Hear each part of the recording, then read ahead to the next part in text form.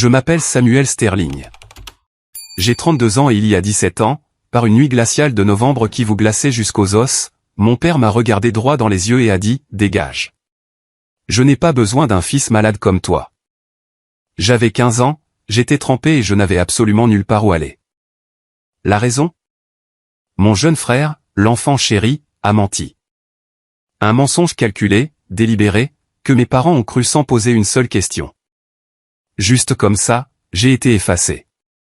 3 heures plus tard, la police les a appelés à l'hôpital. J'avais été percuté par une voiture.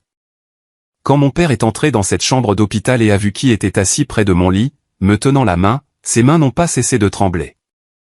Avant de vous raconter ce qui s'est passé quand il a réalisé qu'il m'avait sauvé, et le choc absolu qui l'a frappé, prenez un moment pour aimer cette vidéo et vous abonner, mais seulement si vous appréciez sincèrement les histoires de vérité et de justice. Aussi, j'aimerais savoir d'où vous regardez dans les commentaires ci-dessous. C'est incroyable de voir jusqu'où ces histoires voyagent. Maintenant, laissez-moi vous emmener au moment qui a tout changé, et ensuite je vous ramènerai là où tout a commencé. Je me tenais devant le miroir en pied dans le vestiaire, ajustant ma cravate. C'était une cravate en soie, bleu marine profond, coûteuse. Le costume que je portais était taillé sur mesure en Italie, bien loin des vestes trop grandes et usées dans lesquelles je me noyais adolescent. J'ai passé un doigt sur la petite cicatrice à peine visible juste au-dessus de mon sourcil gauche. Elle était à peine visible maintenant, juste une fine ligne blanche, mais si j'appuyais dessus, je pouvais encore sentir le battement fantôme de l'asphalte frappant mon crâne. Prêt, patron? Je me suis retourné. David, mon assistant exécutif et l'une des rares personnes à connaître toute la vilaine vérité, se tenait dans l'embrasure de la porte, tenant un dossier épais.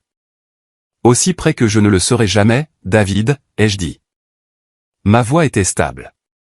Il m'a fallu des années pour avoir cette voix aussi stable. Des années de thérapie, des années de prise de parole en public, et des années à me convaincre que je n'étais pas la chose brisée que mon père disait que j'étais. Ils sont là, a dit David, entrant dans la pièce et fermant la porte derrière lui. Section VIP, rangée 3, comme vous l'aviez prédit. Ils ont mordu à l'hameçon. J'ai senti un serrement froid dans mon estomac, mais je ne l'ai pas laissé paraître. Le savent-ils? Pas le moindre indice, a ricané David. Le programme indique simplement l'orateur comme le directeur de la fondation Lighthouse. Pas de nom.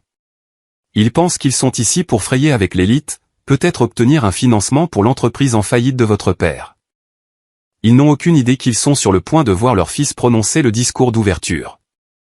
Je me suis dirigé vers le moniteur qui montrait un flux en direct de l'auditorium. C'était bondé. La cérémonie de remise des diplômes de l'université de Riverside State. Des milliers d'étudiants en toge et mortier bourdonnant d'excitation. Et là, au centre de la section VIP, étaient assises 3 personnes qui n'avaient pas vu mon visage depuis près de 2 décennies. Mon père, Richard Sterling.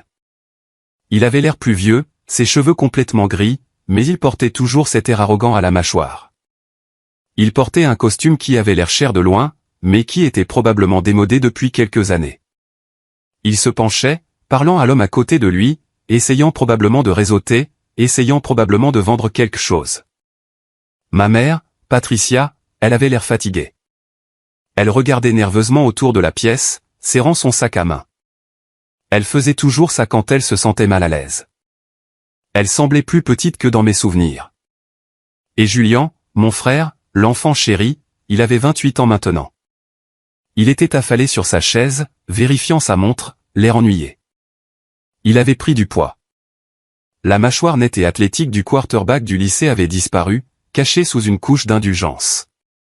Il ressemblait à un homme qui attendait que le monde lui donne quelque chose qu'il n'avait pas mérité. « Regarde-les » ai-je murmuré.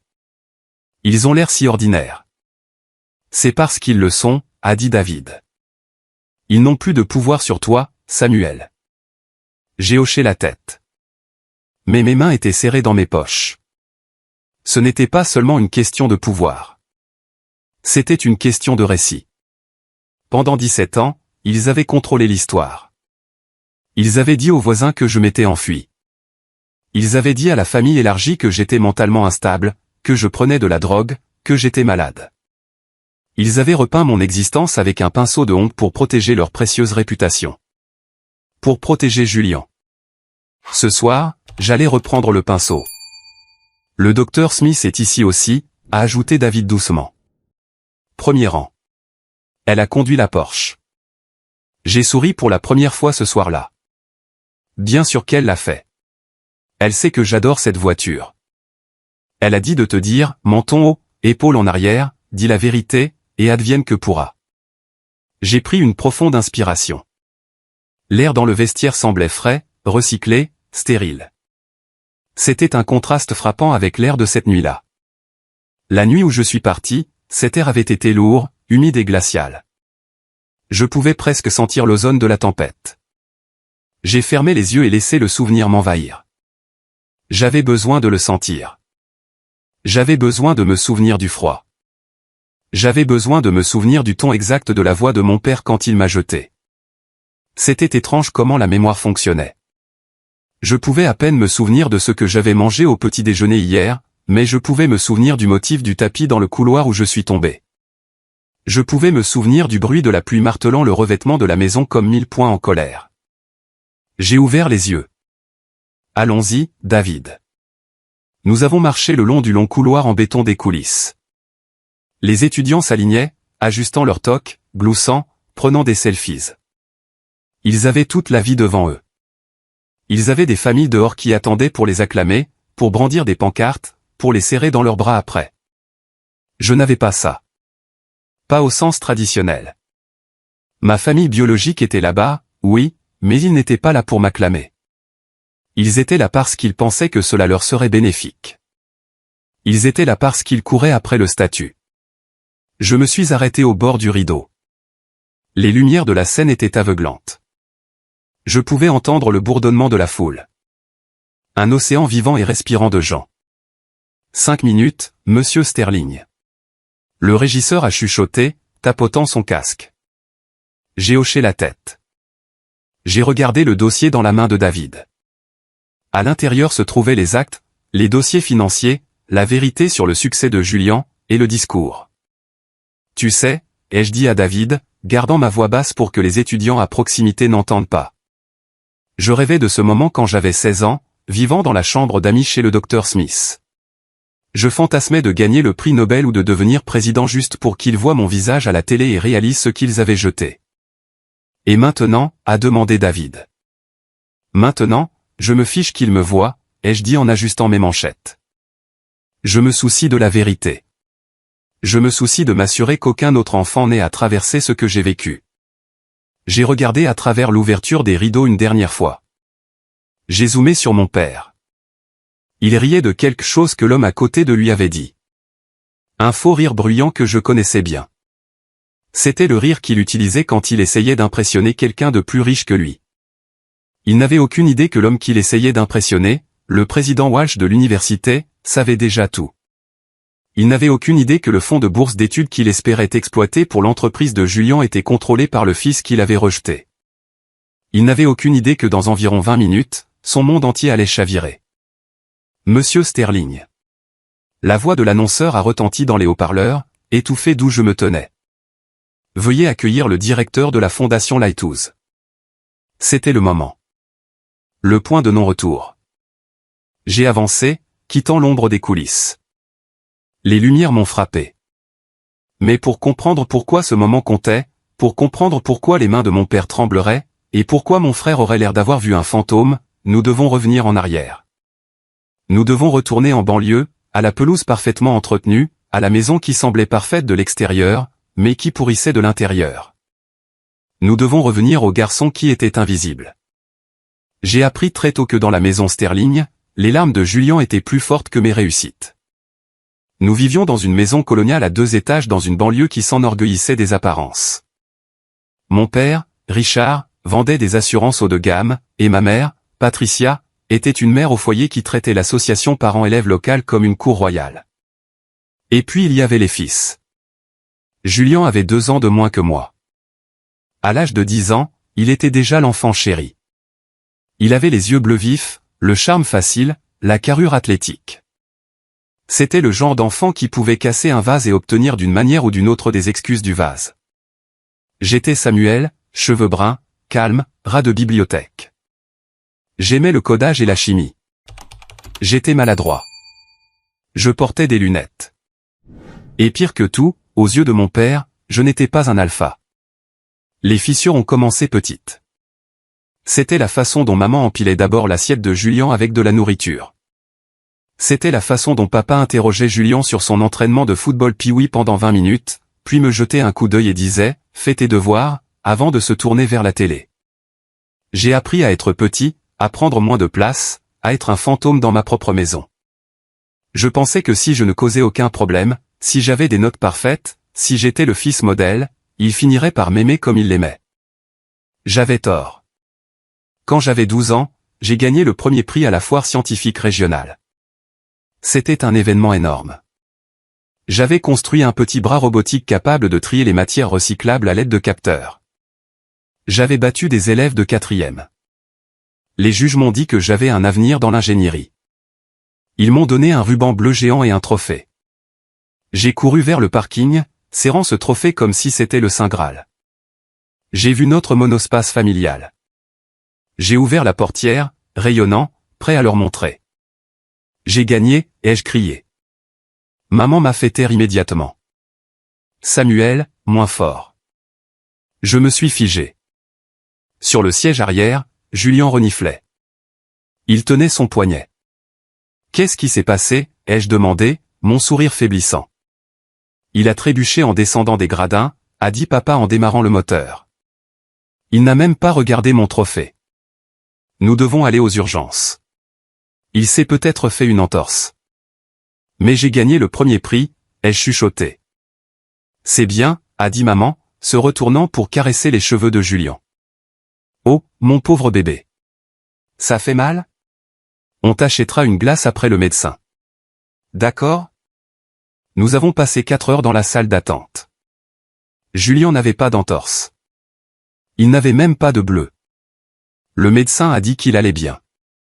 Mais sur le chemin du retour, ils lui ont acheté un sein à double boule pour qu'il se sente mieux. Je me suis assis tout au fond du van en tenant mon trophée. Personne n'a demandé à le voir. Personne n'a demandé comment le robot fonctionnait. Quand nous sommes rentrés à la maison, j'ai mis le trophée sur mon étagère. 2 jours plus tard, je l'ai trouvé à la poubelle. Maman a dit qu'elle faisait du tri et pensait que c'était juste un jouet en plastique. C'était le schéma. Julien avait besoin d'attention. Julien était sensible. Julien nécessitait une manipulation soigneuse. Samuel? Samuel était juste là. Au moment où nous avons atteint l'adolescence, la dynamique est passée de la négligence à quelque chose de plus sombre. Julien a réalisé qu'il pouvait utiliser son statut de favori comme une arme. Cela a commencé par de petits mensonges. Il cassait une assiette et disait « Je l'ai fait ». Je niais, mais papa soupirait juste. Samuel, arrête de mentir. Sois un homme et assume. J'étais puni. Julien avait un sourire en coin. Mais le vrai tournant, le moment où j'ai réalisé que je n'étais pas seulement mal aimé, mais activement détesté, s'est produit quand j'avais 14 ans. Ma grand-mère, la mère de mon père, avait déménagé dans une maison de retraite. Elle était la seule à m'avoir jamais vraiment vu. Elle me glissait des billets de 5 $ et me disait que j'étais le plus intelligent. Quand elle est tombée malade, papa gardait une réserve d'argent liquide dans son bureau à domicile, environ 500 $, qui était destinée à ces médicaments spéciaux que l'assurance ne couvrait pas. Un après-midi, je suis rentré tôt de l'école et j'ai entendu du bruit dans le bureau. La porte était entr'ouverte. J'ai vu Julien, alors âgé de 12 ans, fouiller dans le bureau. Il a fourré une poignée de billets dans sa poche. « Julien », ai-je dit en poussant la porte. Il a sursauté, se retournant. « Dégage. »« Remets ça à sa place », ai-je dit en m'avançant. « C'est l'argent des médicaments de grand-mère. »« Non », a-t-il ricané. « J'ai besoin d'une nouvelle console de jeu. Maman a dit que je ne pouvais pas en avoir avant Noël. Je n'attends pas. Je le dis à papa, ai-je dit en me tournant pour partir. Si tu lui dis, a dit Julien, sa voix tombant à un ton bas et froid qui ne ressemblait pas à un enfant de 12 ans. Je lui dirai que tu l'as volé et je lui dirai que tu m'as frappé pour me faire taire. J'ai hésité. Il ne te croira pas. N'est-ce pas? Julien a souri. C'était un sourire terrifiant. Qui croit-il toujours, Sam? Le malade ou moi? Il faisait référence à une nouvelle étiquette que papa avait commencé à utiliser. Parce que je passais tellement de temps seul dans ma chambre, parce que je ne faisais pas de sport. Parce que je n'avais pas de rendez-vous amoureux. Papa avait commencé à m'appeler « malade ». Pas physiquement malade. Il voulait dire bizarre, brisé, faux. Tu bluffes, ai-je dit. Je suis descendu et j'ai attendu que papa rentre. Quand il est entré, j'ai ouvert la bouche pour parler, mais Julien a dévalé les escaliers, les larmes coulant déjà sur son visage. Papa, a gémi Julien. Ça m'a pris l'argent. Je l'ai vu, et quand j'ai essayé de l'arrêter, il m'a poussé. Je suis resté là, paralysé. Quoi? Non, papa. Il ment. Il a l'argent dans sa poche. Papa n'a même pas vérifié les poches de Julien. Il m'a regardé, son visage se tordant en une grimace de pur dégoût.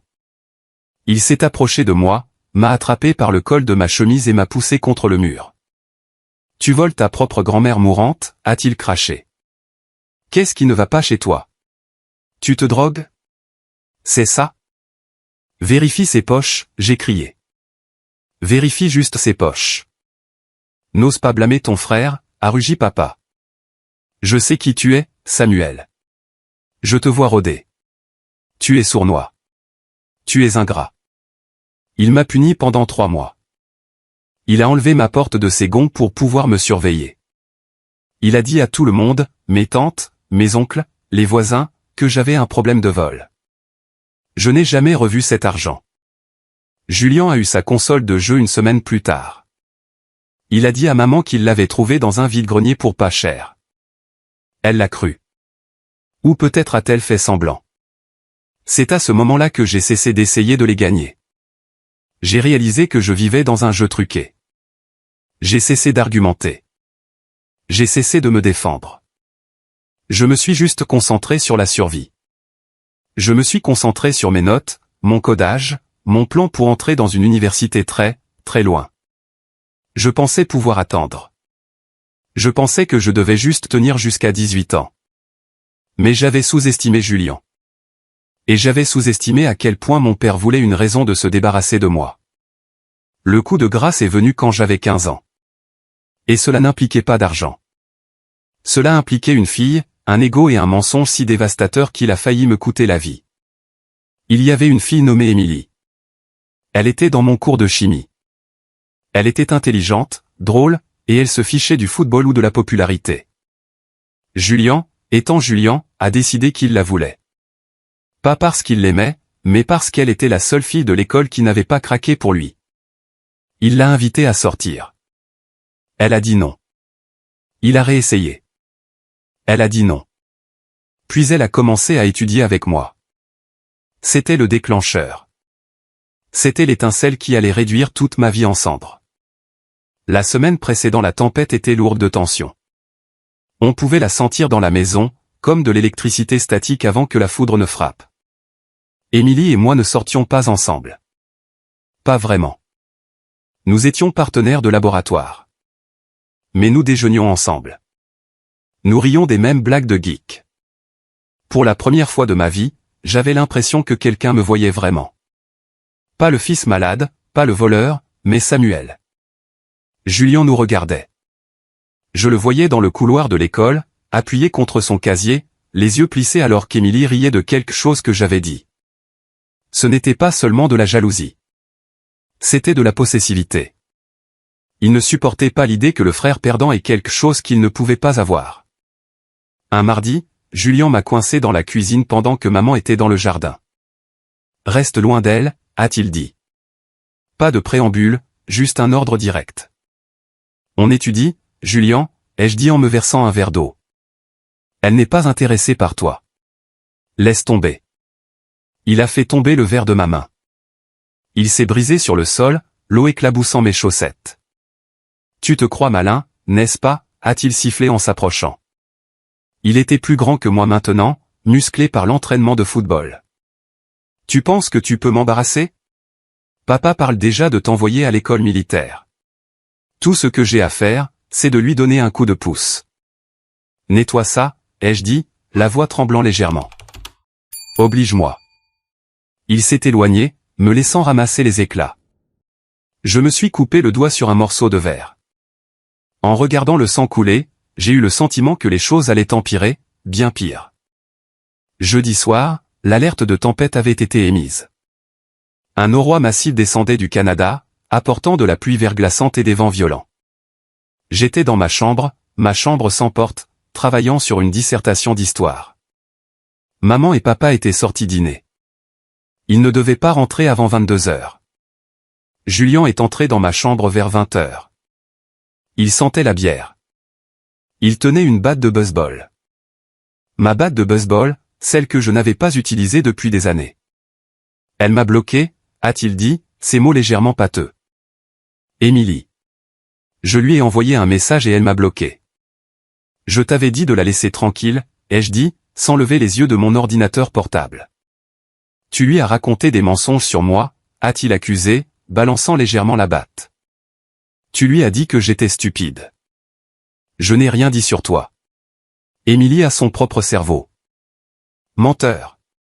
Il a balancé la batte et a frappé ma chaise de bureau. Le son a craqué dans la pièce comme un coup de feu. J'ai bondi. Julien, sors. Tu es ivre. Je ne suis pas ivre, a-t-il crié. Et je ne te laisserai pas gagner.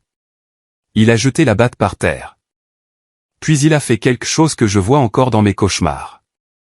Il s'est dirigé vers le coin de ma chambre où le mur rencontrait la lourde commode en chêne. Tu sais ce que papa déteste le plus, a demandé Julien, sa voix soudain calme. Étrange. Il déteste les pervers. Il déteste les gens qui font du mal aux autres. De quoi parles-tu? Julien m'a regardé dans les yeux, a souri, puis a claqué son propre front contre le coin pointu de la commode. Boum. Il l'a refait. Plus fort. Boum. Le sang a jailli d'une entaille au-dessus de son sourcil. Il s'est tourné vers moi, le sang coulant sur son visage, masquant ce sourire terrifiant. Puis il a déchiré sa propre chemise, arrachant le col. « Qu'est-ce que tu fais » ai-je crié, reculant d'horreur. « Arrête !» Juste à ce moment-là, des phares ont balayé la fenêtre de ma chambre. Le gravier de l'allée a crissé. Maman et papa étaient rentrés plus tôt. Julien a attendu d'entendre la porte d'entrée s'ouvrir. Puis il a commencé à hurler. « Lâche-moi !»« Non, Sam, arrête, s'il te plaît !» Il s'est jeté par terre, se recroquevillant en boule, sanglotant hystériquement. Des pas ont martelé les escaliers.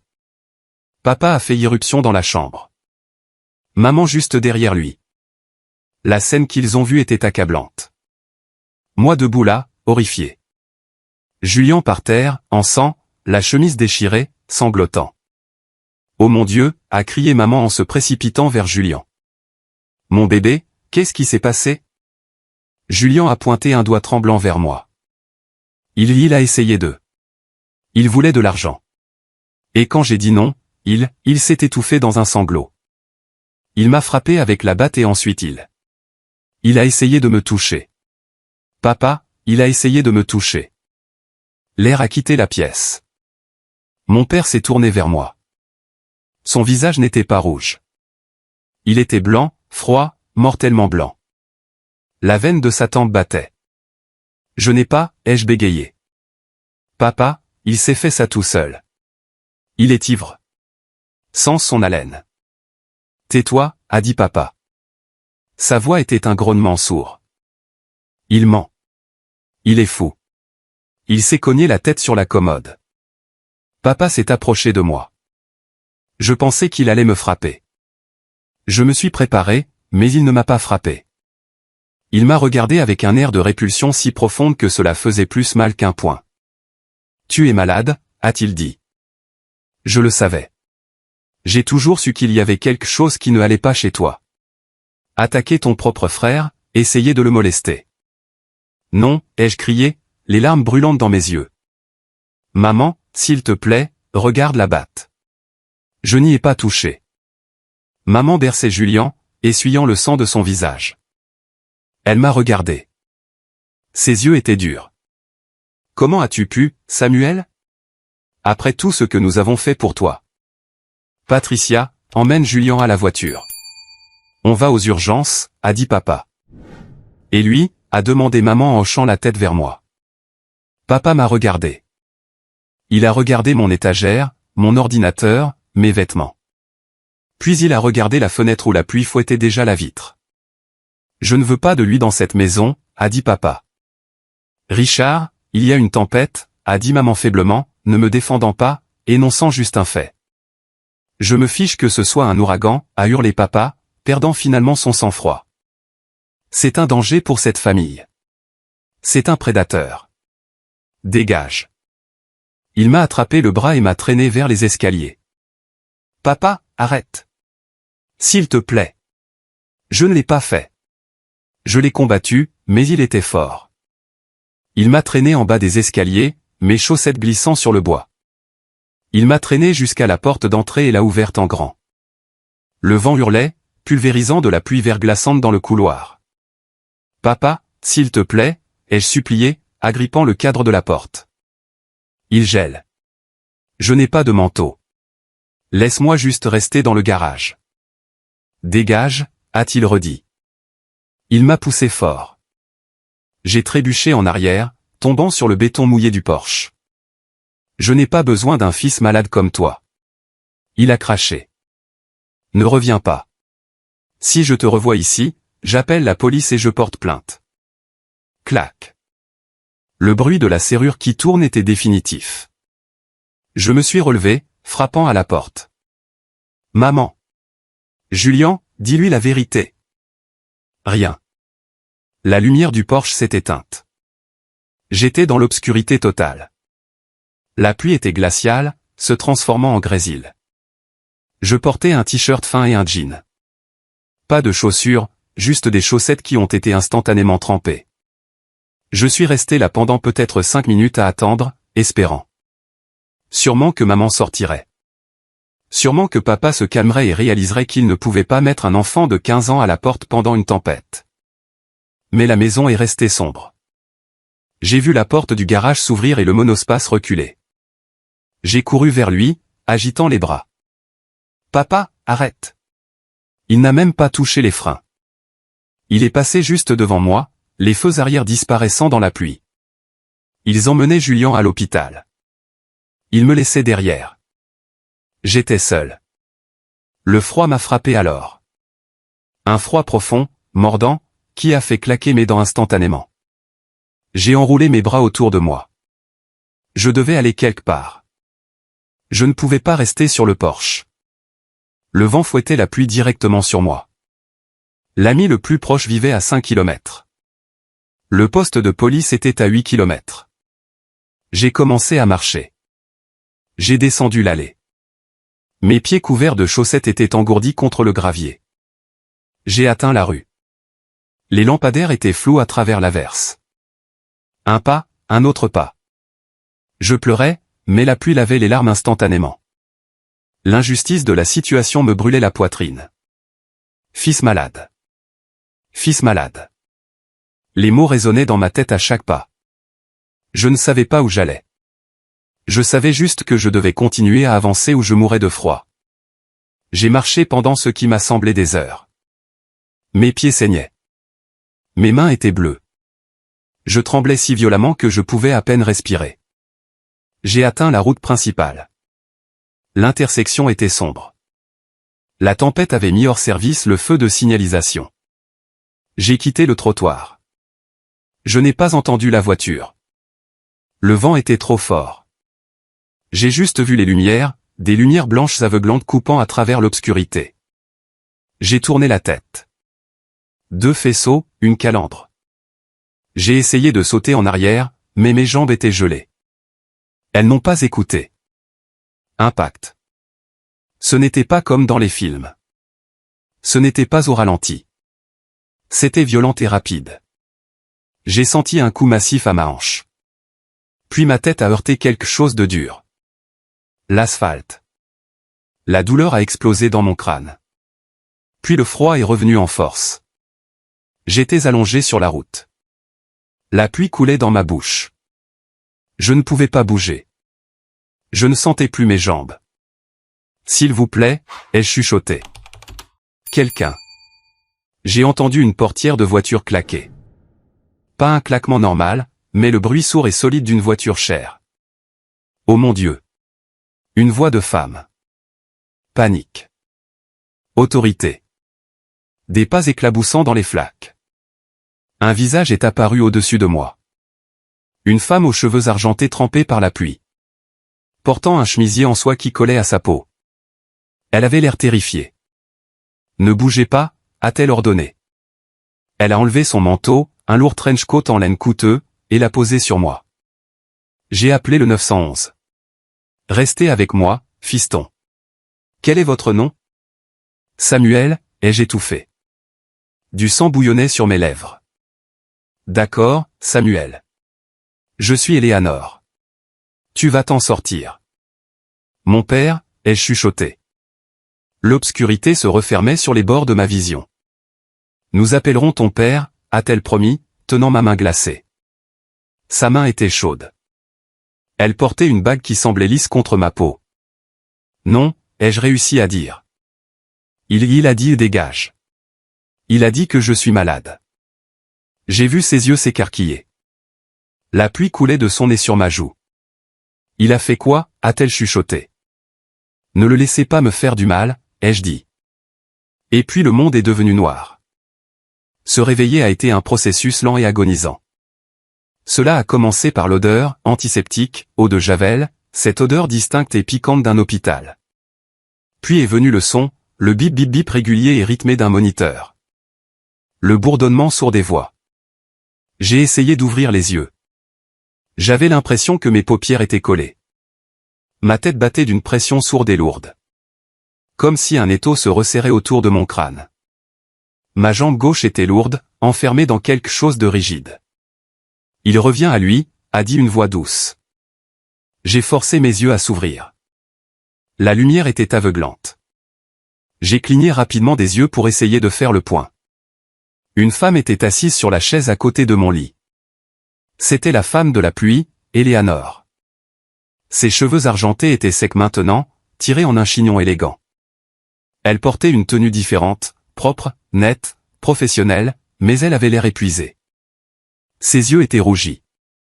Samuel, a-t-elle demandé doucement. Où? Ma gorge était comme du papier de verre. Tu es à l'hôpital Saint-Jude, a-t-elle dit en se penchant en avant. Tu as été inconscient pendant 3 heures. Tu as une grave commotion cérébrale, une fracture du tibia et une hypothermie. Mais les médecins disent que tu vas t'en sortir.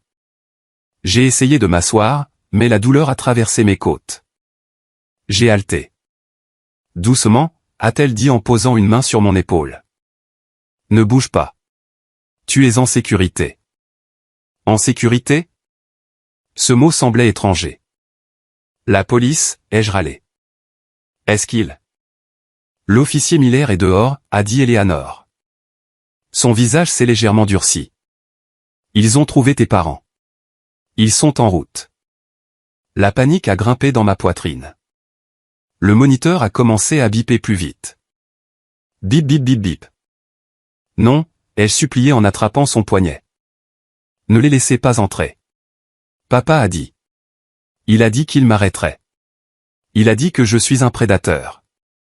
L'expression d'Eleanor est passée de l'inquiétude à quelque chose de plus froid, quelque chose de féroce. Elle a serré ma main. Samuel, écoute-moi. J'ai parlé à l'officier de police. Je lui ai dit ce que tu m'as dit sur la route à propos du fait qu'ils t'ont mis à la porte. Ils ne me croiront pas, ai-je pleuré. Des larmes coulaient de mes yeux. Ils croient toujours Julien. C'est l'enfant chéri. Je suis le malade. Tu n'es pas malade, a-t-elle dit fermement. Et je ne suis pas juste une conductrice qui t'a renversé. Je suis le docteur Eleanor Smith. Le nom a sonné une cloche. Docteur Eleanor Smith. Elle était célèbre. C'était une légende dans le monde universitaire, une philanthrope, la présidente du conseil d'administration de l'université. Mon père avait un magazine avec son visage en couverture dans son bureau. Il disait toujours, si je pouvais juste avoir 5 minutes avec Eleanor Smith, je pourrais lui vendre une police qui me permettrait de prendre ma retraite. Vous êtes la professeure, ai-je demandé. Je le suis, et je te promets que personne ne te fera de mal tant que je serai dans cette pièce. Juste à ce moment-là, la porte s'est ouverte avec fracas. Mon père est entré. Il avait l'air frénétique, mais pas du genre frénétique qui vient de l'amour. C'était l'énergie frénétique d'un homme essayant de gérer un désastre de relations publiques. Maman était derrière lui, pâle. Samuel, a crié papa en se précipitant vers le lit. Mon Dieu, nous avons été si inquiets. La police a appelé et a dit que tu avais été renversé. Qu'est-ce que tu faisais à courir dans la rue? Il réécrivait déjà l'histoire. Qu'est-ce que tu faisais à courir? Pas pourquoi t'es-je mis à la porte? Je me suis recroquevillé dans les oreillers. On t'a dit d'aller dans ta chambre, a menti papa, sa voix forte, jouant pour l'infirmière dans le coin. On ne t'a pas dit de t'enfuir, espèce d'idiot. Excusez-moi. Une voix a coupé l'air comme un scalpel. Papa s'est retourné. Il a semblé remarquer Eleanor pour la première fois. Il avait été tellement concentré sur sa performance qu'il n'avait pas regardé le témoin. Il s'est figé. J'ai vu la reconnaissance le frapper. Ses yeux se sont écarquillés, sa bouche s'est ouverte, puis s'est fermée. Il a regardé la femme assise calmement sur la chaise, les jambes croisées, les mains jointes sur ses genoux. Vous, a balbutié papa. Vous êtes le docteur Smith. Monsieur Sterling, a dit Eleanor. Elle ne s'est pas levée. Elle n'a pas offert sa main. Elle l'a juste fixée. C'est moi qui ai renversé votre fils avec ma voiture. Oh. Papa a dégluti difficilement. Son attitude a changé instantanément. Le père en colère a disparu, remplacé par le vendeur flagorneur. Docteur Smith, quel accident malheureux. Je suis sûr que ce n'était pas votre faute. Samuel est troublé. Il a des problèmes. Nous essayons de l'aider. Troublé, a répété Eleanor. Est-ce pour cela qu'il marchait pieds nus dans une tempête glaciale à 5 km de votre maison, ne portant rien d'autre qu'un t-shirt? Les mains de papa ont commencé à trembler. Je les ai regardées. Sa main gauche tenant ses clés de voiture tremblait violemment. Il s'est enfui, a dit papa, une goutte de sueur roulant sur sa tempe. Après un problème de discipline, nous avons essayé de l'arrêter. Il m'a dit que vous l'avez mis à la porte, a dit Eleanor. Il m'a dit que vous l'avez traité de malade. Il m'a dit que vous avez dit que vous n'aviez pas besoin de lui. C'est un menteur, a lâché maman depuis l'embrasure de la porte. Il a attaqué son frère. C'est un déviant. Eleanor s'est levée. Ce n'était pas une femme grande, mais à ce moment-là, elle semblait mesurer 3 mètres. Je suis professeur de psychologie depuis 30 ans, Madame Sterling, a dit Eleanor. Je reconnais un traumatisme quand j'en vois un, et je reconnais un tyran quand j'en vois un. Elle s'est retournée vers papa. Quel genre de problème de discipline implique de mettre un enfant dehors dans une tempête? Quel genre de parent passe devant son fils gelé dans l'allée? Papa a pâli. Comment avez-vous? Samuel me l'a dit. Elle a menti. Je ne lui avais pas parlé du fait qu'ils étaient passés devant moi. Mais elle l'a deviné. Elle était intelligente. Et j'ai une caméra de tableau de bord dans ma Porsche, Monsieur Sterling. Elle a tout enregistré avant l'impact. Elle a enregistré les conditions. Elle a enregistré un garçon qui avait l'air de marcher depuis des heures. C'était du bluff. Je le savais. Elle le savait. Mais papa ne le savait pas. Nous pouvons gérer ça, a dit papa, la voix tremblante. Nous allons le ramener à la maison. Nous ne voulons pas porter plainte contre vous pour l'accident, Dr. Smith. Nous pouvons régler ça en privé. Le ramener à la maison. Eleanor a ri. C'était un son sec, sans humour. Il faudra me passer sur le corps. Elle s'est dirigée vers la porte et l'a ouverte. L'officier Miller se tenait là. Officier, a dit Eleanor. Je voudrais faire une déclaration officielle et je crois que Samuel voudrait parler à un travailleur social. Il refuse de rentrer chez lui avec ses gens parce qu'il craint pour sa sécurité. Samuel? L'officier m'a regardé. J'ai regardé mon père. Ses mains tremblaient si fort que les clés tintaient. Il me regardait avec une haine pure mais aussi de la peur. Peur d'Eleanor. Peur pour sa réputation. Je ne retournerai pas, ai-je chuchoté. S'il vous plaît, ne m'obligez pas à y retourner. Julien a menti. Je ne l'ai pas touché. Il ne rentre pas, a déclaré Eleanor. Je couvrirai ses frais médicaux. Je resterai ici jusqu'à l'arrivée des services sociaux. Maintenant, elle a regardé mes parents. Sortez. Vous ne pouvez pas faire ça, a postillonné papa. C'est mon fils. Vous avez perdu le droit de l'appeler ainsi quand vous l'avez jeté dans une tempête, a dit Eleanor. Sortez. L'officier Miller s'est avancé. Monsieur Sterling, Madame Sterling, je pense qu'il vaut mieux que vous quittiez la pièce.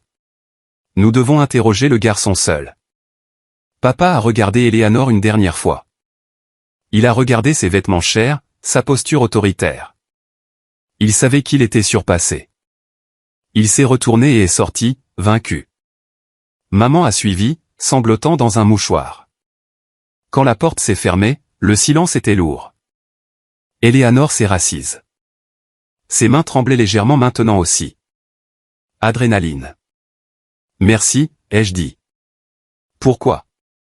Pourquoi avez-vous fait ça? Elle m'a regardé, ses yeux s'adoucissant.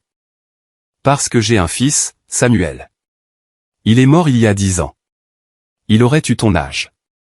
Elle a tendu la main et a écarté une mèche de cheveux de mon front. Et je sais qu'aucun enfant ne mérite d'être jeté. Cette nuit-là, dans ce lit d'hôpital, j'ai fait un choix. Je n'étais plus Samuel Sterling, le fils malade. J'étais le garçon qui a survécu, et j'avais une nouvelle alliée. Les mois suivants ont été un tourbillon de batailles juridiques et de nouveaux départs. Les services sociaux ont enquêté. Ils ont trouvé les incohérences dans l'histoire de Julien, l'absence de blessure défensive sur moi, l'angle de la coupure sur sa tête, qui correspondait au meuble de ma chambre. Mais surtout, ils ont vu la réticence de mes parents à se battre pour moi une fois qu'ils ont réalisé que le docteur Smith était impliqué. Ils ne voulaient pas d'un scandale public. Ils ont cédé la garde temporaire à l'État et le docteur Smith, Eleanor, a immédiatement demandé à être ma tutrice en famille d'accueil. Elle avait les moyens, les antécédents et l'influence pour accélérer les choses. J'ai emménagé chez elle. C'était une vaste propriété avec une bibliothèque qui sentait le vieux papier et le poli au citron. C'était calme, paisible. L'éducation et la liberté, m'a dit Eleanor lors de ma première nuit là-bas. Ils peuvent prendre ta maison. Ils peuvent prendre ta réputation, mais ils ne peuvent pas prendre ce qu'il y a dans ta tête. Alors, j'ai étudié. Je me suis jeté dans mon travail avec une férocité qui frisait l'obsession. Je n'étudiais pas seulement pour réussir. J'étudiais pour prouver que j'existais. J'ai terminé le lycée en tant que major de promotion de mon nouveau district. Eleanor était assise au premier rang, applaudissant plus fort que quiconque. Mes parents biologiques ne se sont pas présentés. Je suis allé à l'université avec une bourse complète, non pas à cause de l'argent d'Eleanor, mais parce que je refusais de prendre un centime que je n'avais pas gagné. Je me suis spécialisé en finance et en travail social. Une combinaison étrange, disaient les gens, mais je savais exactement ce que je faisais. J'avais besoin de comprendre l'argent pour en gagner, et j'avais besoin de comprendre le système pour le réparer. J'ai lancé la fondation Lighthouse quand j'avais 25 ans. Cela a commencé comme un petit programme de mentorat pour les enfants placés en famille d'accueil. En 5 ans, grâce aux relations d'Eleanor et à mes stratégies d'investissement agressives, cela a explosé. Nous avons financé les frais de scolarité universitaire. Nous avons fourni des conseils juridiques aux enfants maltraités. Nous leur avons donné une seconde chance. J'ai suivi ma famille biologique à distance. J'ai engagé un détective privé, non pas pour les traquer, mais pour me protéger. Je les ai vus s'effondrer. Sans bouc émissaire, la dynamique dans la maison Sterling a changé. Julien, l'enfant chéri, a pourri. Il a obtenu une bourse de football dans une université de niveau moyen, mais a échoué dès la première année. Trop de fêtes, trop d'ego. Puis est venu le jeu. Mes enquêteurs m'ont envoyé des rapports. Julien pariait lourdement sur le sport. Il perdait. Il empruntait. Il perdait à nouveau. Maman et papa l'encourageaient. Ils le renflouaient. Ils ont refinancé la maison. Ils ont pris une deuxième hypothèque. Ils ont vidé leur compte de retraite. Fonds universitaire disparu. Héritage vaporisé. Au moment où j'ai eu 30 ans, l'entreprise d'assurance de mon père s'était effondrée parce qu'il était trop occupé à essayer de réparer les dégâts de Julien pour travailler. Il se noyait dans les dettes. Et c'est là que j'ai agi. J'ai appris que leur banque saisissait la maison. La maison où je suis né. La maison d'où j'ai été expulsé. J'ai utilisé une société écran, SS Holdings, pour acheter la dette. J'ai acheté l'hypothèque. Techniquement, je possédais leur maison. J'aurais pu les expulser le lendemain. J'aurais pu envoyer le shérif pour les jeter à la rue, mais je ne l'ai pas fait. Pas encore. Je les ai laissés rester. Je les ai laissés transpirer. Je les ai laissés se demander qui était cet investisseur mystérieux qui détenait maintenant l'acte de propriété de leur vie. Puis l'invitation est arrivée. L'université de Riverside State. Julien obtenait enfin son diplôme. Il lui avait fallu 10 ans, 3 universités différentes et des milliers de dollars en dons de papa, de l'argent qu'il n'avait pas vraiment, pour obtenir un diplôme en études générales. Le président Walsh, un ami proche d'Eleanor, m'a invité à prononcer le discours d'ouverture. Ils seront là, a dit Eleanor au dîner un soir. Nous mangions du saumon sur la terrasse. Sa Porsche était garée dans l'allée, brillant sous les lumières. Je sais, ai-je dit. Fais-tu cela par vengeance, a-t-elle demandé en me regardant par-dessus son verre de vin. Non, ai-je dit. Et je le pensais vraiment. La vengeance est mesquine. La vengeance, c'est crever des pneus ou répandre des rumeurs. Ceci est la justice. Ceci est révéler la vérité. Ils pensent que tu es mort ou en prison. Elle m'a rappelé, la dernière rumeur que j'ai entendue de leurs voisins était que tu purgeais une peine pour drogue au Nevada. J'ai ri. J'ai vérifié mon téléphone. Mon solde bancaire était sain. Ma réputation était impeccable. Laissez-les penser ça. Ça rendra la surprise meilleure. Souviens-toi juste, a dit Eleanor en tendant la main à travers la table pour serrer la mienne. Tu n'es plus ce garçon. Tu es Samuel Sterling. Tu es mon fils à tous égards importants. Je sais, maman, ai-je dit, et c'était la première fois que je l'appelais ainsi sans y penser. Alors, nous voici de retour dans les coulisses de l'auditorium. La voix de l'annonceur s'est estompée. Les applaudissements ont commencé. C'étaient des applaudissements polis, tièdes, pour un orateur qu'il ne connaissait pas. Je suis monté sur scène. Le projecteur m'a frappé. J'ai marché jusqu'au podium, posant mes mains sur le bois poli. J'ai regardé la mer de visage. Je les ai trouvés immédiatement. Rangée 3. Papa applaudissait poliment, l'air ennuyé. Maman arrangeait ses cheveux. Julien vérifiait son téléphone. Ils ne m'ont pas reconnu. Pas encore. Je m'étais étoffé. J'avais une barbe maintenant, taillée et soignée. Je me portais avec l'assurance d'un PDG, pas avec le dos voûté d'un chien battu. Bonsoir, diplômé, professeur et famille, ai-je dit dans le microphone. Ma voix a résonné dans la salle. Papa a levé les yeux. Il a plissé les yeux. Il a incliné la tête. Aujourd'hui, nous célébrons vos réalisations, ai-je continué. J'ai vu maman se figer. Sa main est allée à sa gorge. Je veux vous parler d'un garçon de 15 ans, ai-je dit, croisant le regard de mon père, à qui son propre père a dit qu'il était malade, qu'il était brisé, qu'il n'était pas désiré. Le public s'est tu. Les mouvements polis sur les sièges ont cessé. Ce garçon a été mis à la porte dans une tempête de pluie verglaçante parce que son frère. J'ai regardé Julien. Julien a laissé tomber son téléphone. Sa bouche s'est ouverte. Parce que son frère a menti pour couvrir sa propre incompétence. Des murmures ont commencé à onduler à travers la section VIP. Les gens regardaient les Sterling. Papa était rouge, virant au violet. Il a commencé à se lever. Ce garçon, ai-je dit, ma voix s'élevant, a marché 5 kilomètres sous la pluie verglaçante jusqu'à ce qu'il soit renversé par une voiture. Papa s'est rassis, s'effondrant comme si ses ficelles avaient été coupées. Il était allongé sur l'asphalte, saignant, pensant qu'il allait mourir sans amour. Mais alors une étrangère s'est arrêtée. J'ai fait un geste vers le premier rang. Une étrangère dans une Porsche. Une femme qui se fichait de la boue ou du sang. Une femme qui a vu un enfant dans le besoin. Pas un problème malade à jeter. Le docteur Smith s'est levé. Elle s'est tournée vers la foule et a fait un bref signe de la main. Les étudiants l'ont applaudi. Ils la connaissaient comme la présidente du conseil d'administration. Cette femme, ai-je dit, ma voix épaisse d'émotion, est le docteur Eleanor Smith. Elle a accueilli ce garçon. Elle l'a élevé. Elle lui a appris que la famille n'est pas le sang. C'est qui reste quand la tempête frappe. J'ai pris une profonde inspiration. C'était le moment. Et ce garçon. Je me suis penché vers le microphone. Ce garçon se tient devant vous aujourd'hui.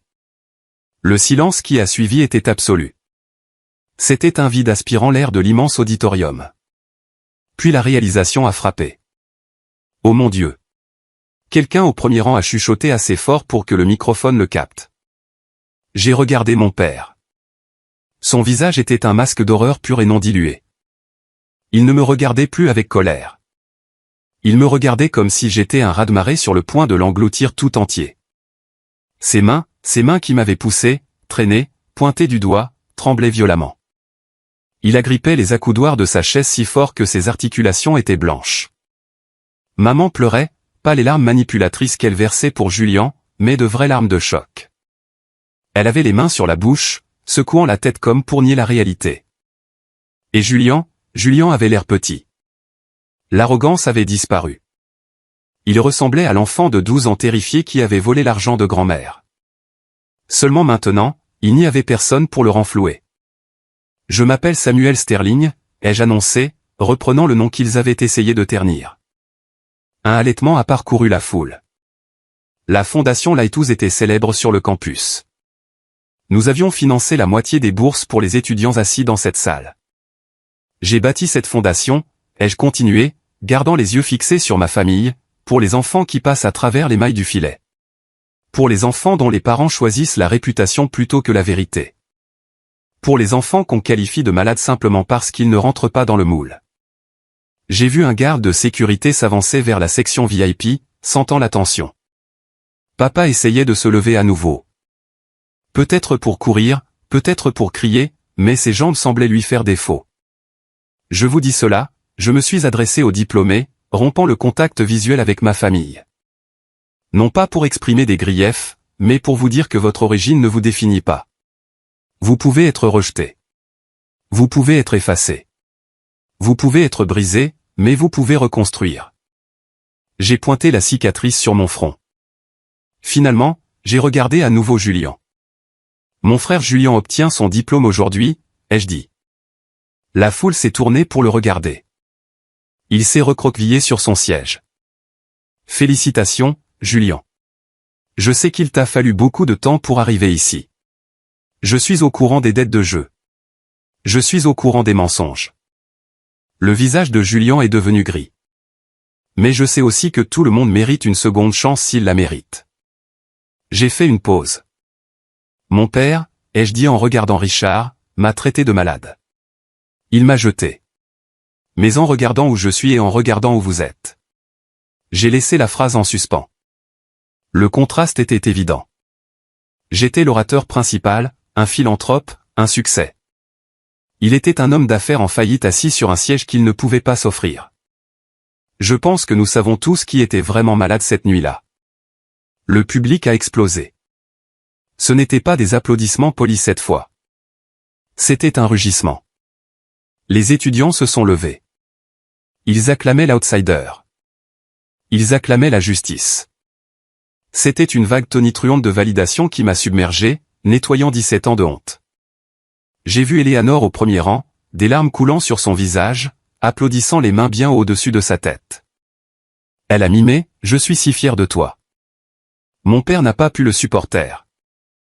Il s'est précipité hors de son siège, bousculant les gens de sa rangée. Il ressemblait à un rat fuyant un navire en train de couler.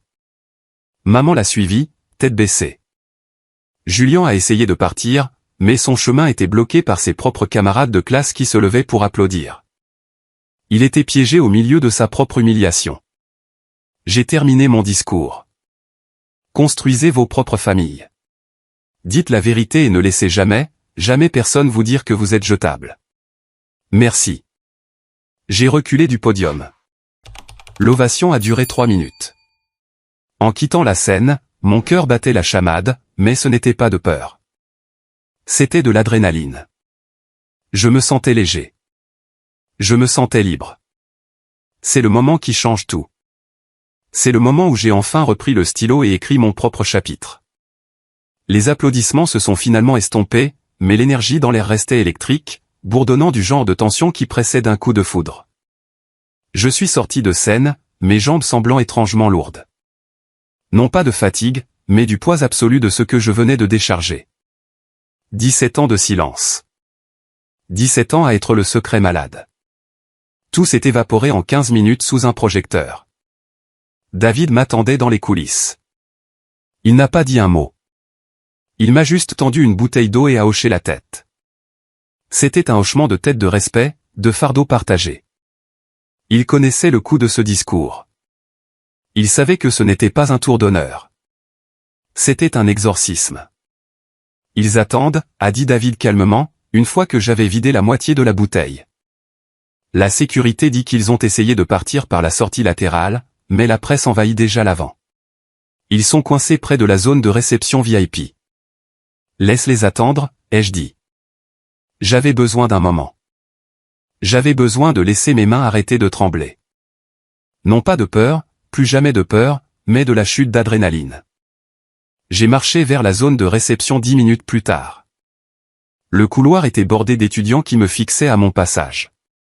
Certains chuchotaient, d'autres pointaient du doigt, mais contrairement au chuchotement de mon enfance, ceux-ci n'étaient pas remplis de malice. Ils étaient remplis d'admiration. Quelques âmes courageuses ont dit « Super discours, monsieur Sterling ». Ou « Merci d'avoir dit ça ». J'ai hoché la tête, les reconnaissant. Mais ma concentration était fixée sur les doubles portes au bout du couloir. Je les ai poussées.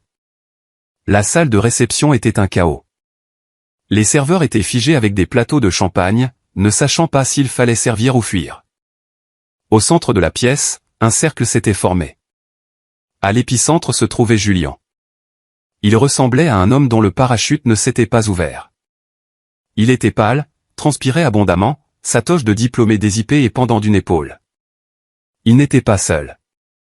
Il était entouré du groupe d'amis avec qui il avait paradé toute la semaine, les gars avec qui il buvait, les filles qu'il essayait d'impressionner, mais la dynamique avait violemment changé.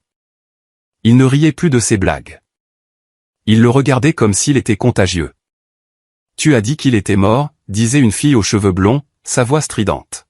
« Julien, tu nous as dit que ton frère était mort d'une overdose à Vegas. Tu as utilisé cette histoire pour obtenir une extension pour ta thèse. » Je n'ai pas dit ça, a bégayé Julien, ses yeux dartant autour, cherchant une sortie. Vous avez mal compris. J'ai dit qu'il était parti. Comme perdu. Non, tu ne l'as pas dit, a coupé un gars nommé Marc. Il portait une veste universitaire, l'air dégoûté. Tu as pleuré, mec. Tu as littéralement versé des larmes à la fête de la fraternité sur à quel point il te manquait. Tu as eu des points de pitié pendant 3 ans à cause d'un frère qui est juste là, bien vivant et clairement plus riche que toi. C'est compliqué, a crié Julien, sa voix se brisant. Vous ne le connaissez pas. Il est manipulateur. Il ment. Il est le directeur de la fondation Lighthouse, espèce d'idiot. Sarah, la petite amie intermittente de Julien, s'est avancée. Elle tenait son téléphone, faisant défiler quelque chose. Je viens de vérifier. Il est vérifié. Il est légitime. Et toi? Elle a levé les yeux, le regard froid. Tu me dois $2000 pour le loyer que tu as dit que ton fonds fiduciaire allait couvrir. Y a-t-il même un fonds fiduciaire, Julien? Ou est-ce un mensonge aussi? Julien a ouvert la bouche, mais aucun son n'en est sorti. Il m'a vu debout près de la porte, ses yeux se sont verrouillés sur les miens, remplis d'un mélange toxique de haine et de terreur. Toi, a-t-il sifflé, pointant un doigt tremblant. Tu as fait ça. Tu as tout ruiné. Je suis entré dans le cercle. La foule s'est écartée pour moi comme la mer Rouge. Je me suis arrêté à 1 mètre de lui. J'étais plus grand que lui maintenant. L'intimidation physique qu'il exerçait sur moi quand nous étions enfants avait disparu. Je n'ai rien fait, Julian, ai-je dit calmement. J'ai juste allumé la lumière. Si la pièce est laide, c'est de ta faute. Tu nous as humiliés. Julian s'est jeté en avant, les poings serrés. Deux grands gardes de sécurité se sont matérialisés de nulle part, s'interposant entre nous. Ils ne l'ont pas touché. Ils sont juste restés là. Des murs massifs de muscles. Julian a rebondi sur eux et a trébuché en arrière, l'air pathétique. Où sont maman et papa, ai-je demandé. Ils sont dehors, a craché Julian. Essayant de sauver la réputation que tu as détruite. Bien. Reste ici, Julian. Je pense que Sarah a encore quelques questions sur ce fonds fiduciaire. Je l'ai laissé là, se noyant dans ses propres fabrications, et je suis sorti par la porte latérale vers le parking privé. L'air extérieur était frais, un contraste frappant avec la chaleur de la salle. Mes parents se tenaient à côté de la Rolls-Royce d'Eleanor. C'était un tableau poétique. Ils étaient blottis l'un contre l'autre, regardant le véhicule noir élégant avec un mélange d'envie et de peur. Eleanor était appuyée contre la porte passager, les bras croisés, les regardant comme s'ils étaient des insectes qu'elle n'avait pas décidé d'écraser ou d'ignorer. Quand papa m'a vu, il s'est redressé. Il a ajusté sa cravate, lissé sa veste, et a mis le visage que je connaissais si bien. Le visage du vendeur raisonnable. Samuel, a-t-il dit, s'avançant, la main tendue. Fils. Je n'ai pas pris sa main. Je l'ai juste regardé. Non, ai-je dit. Papa a baissé la main, s'éclaircissant la gorge. Écoute, ce discours. C'était puissant, dramatique, un peu embelli peut-être pour le public, mais je comprends que tu sois blessé. Embelli? J'ai ri. Un son sec et amer. Quelle partie, Richard? La partie où tu m'as traîné dans les escaliers ou la partie où tu es passé devant moi sous la pluie? Nous essayons de t'apprendre une leçon, la voix de papa s'est élevée, fissurant la façade. Tu étais hors de contrôle. Tu volais de l'argent. Tu attaquais ton frère. Nous devions être durs. C'est ce que font les parents. Nous t'avons rendu fort. Regarde-toi. Tu as réussi. Tu t'es poussé parce que nous t'avons repoussé. D'une certaine manière, tu nous es redevable pour ça. Je l'ai fixé. L'audace était époustouflante. Il essayait réellement de s'attribuer le mérite de ma survie. J'ai réussi malgré vous, pas grâce à vous, ai-je dit froidement. Le docteur Smith m'a rendu fort. Vous m'avez juste rendu froid. Maman s'est avancée alors. Elle pleurait, tordant un mouchoir dans ses mains. Samuel, s'il te plaît. Nous sommes une famille. Nous pouvons arranger ça. Nous ne savions pas. Nous ne savions pas que tu étais blessé cette nuit-là. Nous pensions que tu étais allé chez un ami. Vous saviez, ai-je dit en la regardant dans les yeux. Nous avions honte, a sangloté maman. Et puis le temps a passé. Et c'est devenu trop difficile. Ce n'était pas difficile, ai-je corrigé. C'était pratique. C'était pratique de m'effacer pour que vous puissiez vous concentrer sur votre enfant chéri. En parlant de Julian, a coupé papa, changeant de sujet. Il est dans une mauvaise passe. Sam, il a fait des erreurs. Des erreurs financières.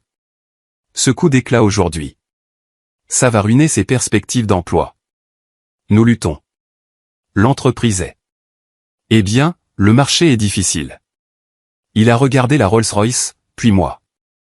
Nous avons entendu dire que tu réussissais très bien. La fondation, elle a des actifs importants. Je n'arrivais pas à y croire. 5 minutes après les retrouvailles et il demandait de l'argent. C'était si prévisible que c'en était presque drôle. Vous voulez de l'argent, ai-je déclaré platement. Nous voulons de l'aide, a corrigé papa en se raidissant. Nous sommes une famille et franchement, avec ton succès, tu as un devoir. Stop. Je me suis tourné vers David qui m'avait suivi dehors. Le dossier, s'il vous plaît. David m'a tendu l'épais dossier bleu. Je l'ai ouvert et j'en ai sorti une pile de documents. Savez-vous qui possède SS Holdings, Richard, ai-je demandé. Papa a cligné des yeux, confus. SS Holdings? C'est la firme qui a acheté notre hypothèque l'année dernière. La banque leur a vendu notre dette. Nous négocions avec eux depuis des mois pour arrêter la saisie. SS, ai-je dit lentement. Samuel Sterling. La couleur a quitté son visage si vite qu'il ressemblait à un cadavre. Maman a laissé échapper un petit halètement et a attrapé son bras pour se stabiliser. Toi, a chuchoté papa. Tu possèdes notre maison. Je possède votre hypothèque, ai-je corrigé. Je possède votre dette. Je possède le toit au-dessus de votre tête, le lit dans lequel vous dormez, et le garage où vous garez cette voiture que vous ne pouvez pas vous permettre. J'ai tout acheté il y a 2 ans. Pourquoi, a chuchoté maman. Pour vous jeter dehors comme vous l'avez fait pour moi. J'y ai pensé, ai-je admis. J'ai pensé à envoyer le shérif frapper à votre porte à minuit pendant une tempête. J'ai pensé à vous donner 10 minutes pour faire vos valises. J'ai laissé le silence s'étirer. Je les ai laissés ressentir la terreur de l'itinérance que j'avais ressentie à 15 ans. Mais je ne suis pas vous, ai-je dit doucement. J'ai tendu le dossier à mon père. Il l'a pris avec des mains tremblantes. Je ne vous expulse pas. Vous pouvez rester dans la maison. Le soulagement a envahi leur visage. Dégoûtant et immédiat. Oh, Dieu merci, a soufflé papa. Merci, fils. Je savais que tu étais raisonnable. Je savais. Mais je l'ai coupé. Ma voix dure comme l'acier. La maison est à mon nom maintenant. L'acte est transféré à la fondation. Vous y vivrez en tant que locataire. Vous paierez un loyer au taux du marché chaque mois. Si vous manquez un paiement, Justin, vous êtes dehors. Et Julien. J'ai regardé vers la porte où mon frère observait de loin, terrifié à l'idée d'approcher. Julien trouve un travail. Un vrai travail. Plus de conseils pour votre entreprise en faillite. Si j'apprends que vous lui avez donné un seul centime de l'argent qui devrait aller au loyer, le marché est nul. Papa a regardé les papiers. Il avait l'air piégé. Il n'était plus le patriarche. Il était un locataire. Il était à la charge du fils qu'il avait rejeté. C'est humiliant, a marmonné papa, sa fierté s'enflammant une dernière fois. Non, Richard. Éléanore a pris la parole pour la première fois. Elle s'est éloignée de la voiture, sa voix nette et impérieuse. L'humiliation, c'est marcher 5 kilomètres avec une jambe cassée. L'humiliation, c'est mendier pour sa vie sur le bord d'une route. Ceci est de la miséricorde, et c'est bien plus que ce que vous méritez. Papa a reculé. Il ne pouvait pas la regarder dans les yeux. Nous en avons fini ici, ai-je dit. Vous avez les termes. David vous contactera avec le contrat de location lundi. Ne me contactez pas personnellement. Ne venez pas à mon bureau. Nous ne sommes pas une famille. Nous sommes propriétaires et locataires. Au revoir. Je leur ai tourné le dos. Samuel, a crié maman en tendant la main vers moi. Je t'aime. Je ne me suis pas arrêté. Je ne me suis pas retourné. Je suis monté sur le siège passager de la Rolls-Royce. Éléanore s'est mise au volant. David est monté à l'arrière.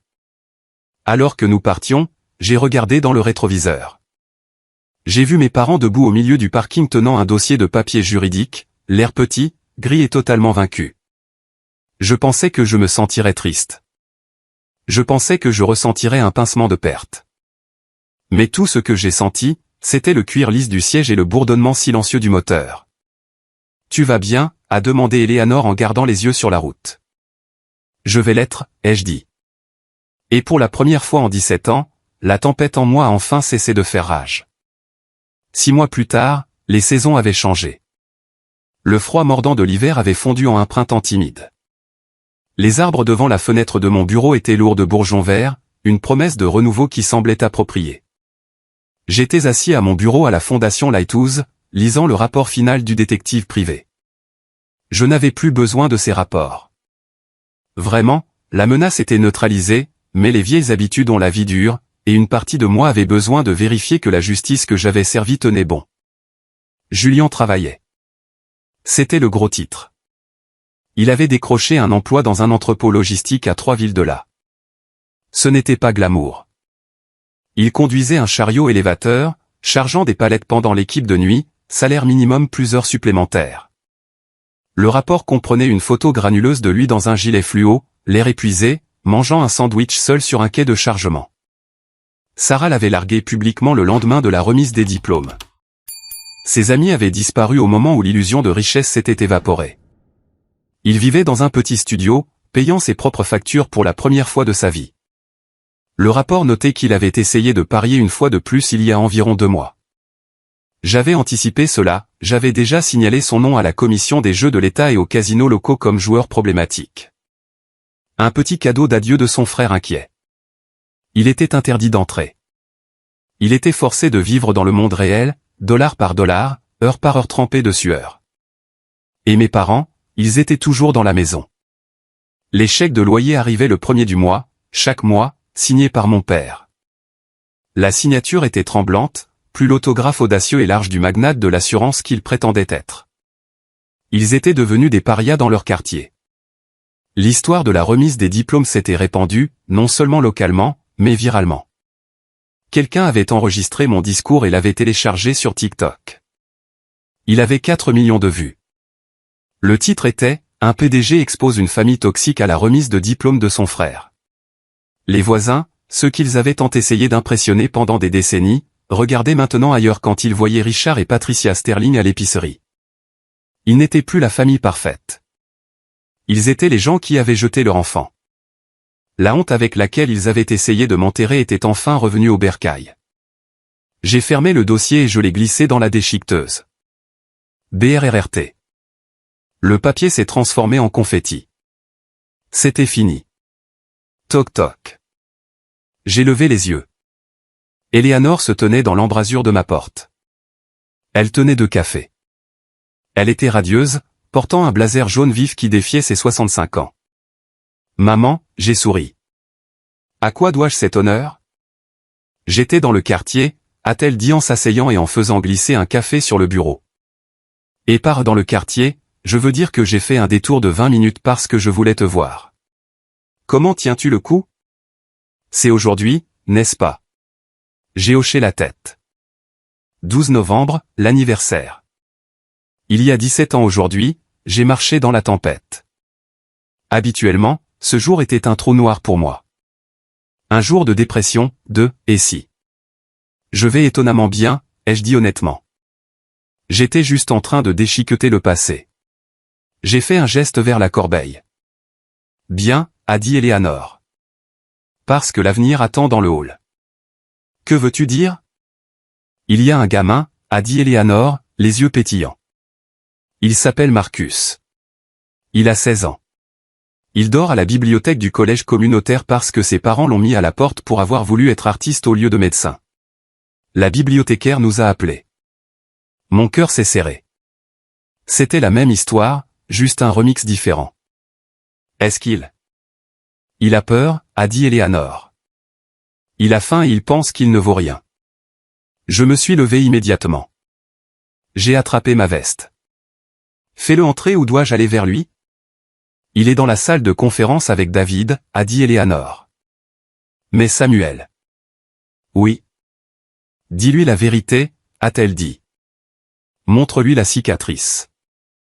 J'ai marché jusqu'à la salle de conférence. À travers la paroi vitrée, je l'ai vu. Marcus. Il était maigre, portant un sweat à capuche trop grand pour lui, serrant un sac à dos comme si c'était un radeau de sauvetage. Il regardait le sol, sa jambe rebondissant nerveusement. J'ai ouvert la porte. Marcus. Il a sursauté, levant les yeux avec de grands yeux terrifiés. Il a vu le costume. Il a vu le bureau. Il a vu l'autorité. Il a reculé. Je n'ai rien volé, a-t-il lâché. Je dormais juste. J'ai souri.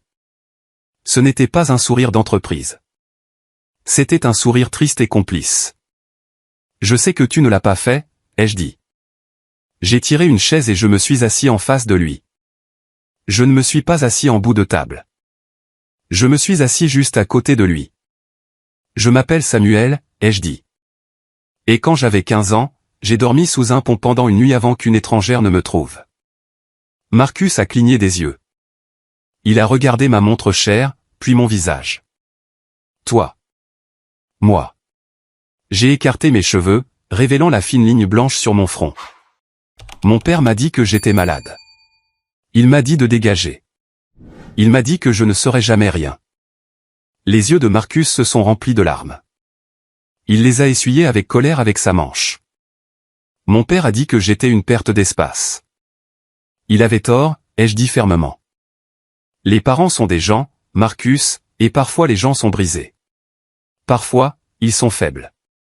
Mais leur faiblesse ne définit pas ta force. J'ai ouvert le dossier que David avait laissé sur la table. Ceci est une demande de bourse, ai-je dit. Et ceci. J'ai sorti un jeu de clés. C'est pour un appartement temporaire que nous gardons pour les cas d'urgence. Il a un frigo plein de nourriture. Il a une serrure sur la porte que toi seul contrôles. Marcus a fixé les clés. Ses mains tremblaient. Pourquoi? Tu ne me connais même pas. Je te connais, ai-je dit, ma voix épaisse du souvenir de la pluie. Je suis toi. Et je te dis que la tempête finit. Elle finit maintenant. Marcus a craqué. Il a posé sa tête sur la table et a sangloté. Les sanglots profonds et déchirants d'un enfant qui a porté le poids du monde trop longtemps. J'ai posé une main sur son épaule. Je n'ai rien dit d'autre. Je l'ai juste laissé pleurer. Je me suis assis là, le directeur de la fondation Lighthouse, l'homme qui possédait l'hypothèque de ses parents, l'homme qui conduisait une voiture de luxe, et je me sentais plus connecté à ce gamin tremblant que je ne l'avais jamais été à quiconque dans ma famille biologique. Ce soir-là, je suis rentré au domaine d'Eleanor. Nous avions une tradition le dimanche, dîner, pas de téléphone, juste parler. Nous étions assis sur le porche arrière, regardant le soleil se coucher. Le ciel était une toile brillante d'orange et de violet. Tu l'as sauvé, a dit Eleanor doucement. Nous l'avons sauvé, ai-je corrigé. Je n'aurais pas pu le faire sans la femme dans la Porsche. Elle a souri, sirotant son thé. Tu sais, Samuel, les gens me demandent toujours pourquoi je me suis arrêté cette nuit-là. C'était dangereux. Il faisait sombre. La plupart des gens auraient continué à conduire. Pourquoi l'as-tu fait, ai-je demandé. Je ne lui avais jamais posé cette question précise. Parce que j'ai vu un garçon qui marchait encore, a-t-elle dit. Tu boitais. Tu étais gelé, mais tu avançais. Tu ne t'étais pas assis pour mourir. Et j'ai pensé, quiconque a autant de volonté de survivre mérite une destination. J'ai regardé l'horizon. J'ai pensé à Richard et Patricia assis dans une maison qu'ils ne possédaient pas, piégés dans une prison de leur propre fabrication. J'ai pensé à Julien soulevant des cartons dans un entrepôt, apprenant enfin la valeur $1. Et j'ai pensé à Marcus dormant en sécurité dans un lit chaud ce soir. J'ai réalisé alors que la colère avait disparu. Elle avait été remplacée par une profonde et tranquille gratitude. Mon père avait raison sur une chose. Cette nuit dans la tempête m'a changé. Elle m'a brisé en 1000 morceaux. Mais il avait tort sur le reste. Je n'étais pas malade. J'étais juste démonté pour pouvoir être remonté en quelque chose de plus fort, quelque chose à l'épreuve des balles.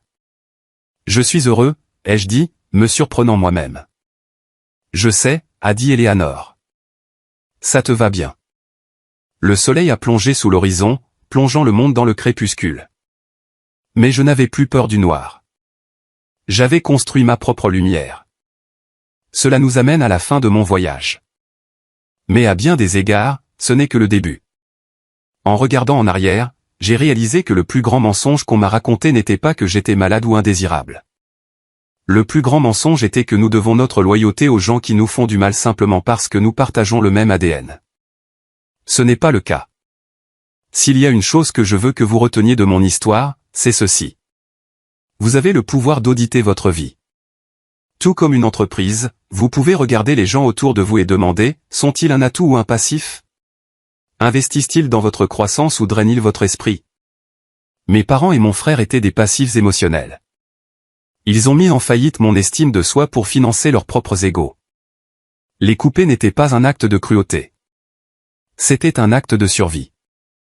C'était le moment où j'ai arrêté de payer pour leurs erreurs avec mon bonheur. La résilience ne consiste pas à endurer les abus. Il s'agit de trouver le courage de s'en éloigner et de construire une table où vous êtes réellement le bienvenu. Maintenant, je veux vous entendre. C'est la partie la plus importante pour moi. Y a-t-il eu un moment dans votre vie où vous avez dû choisir votre paix mentale plutôt que votre famille? Ou peut-être avez-vous trouvé un Dr Smith, quelqu'un qui a cru en vous quand personne d'autre ne le faisait? S'il vous plaît, partagez votre histoire dans les commentaires.